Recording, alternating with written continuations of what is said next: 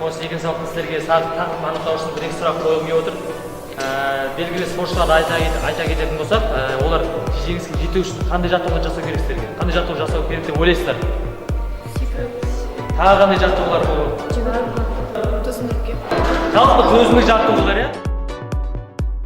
Бүгінгі күнді біздің тақырыбымыз күш және төзімділікті дамытудағы қозғалыс әрекеттері. Біз сіздермен бүгін күш және төзімділікке байланысты жаттығу түрлерімен таныс боламыз.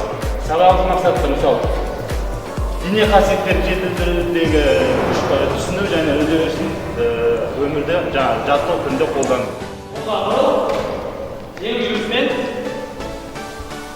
баса.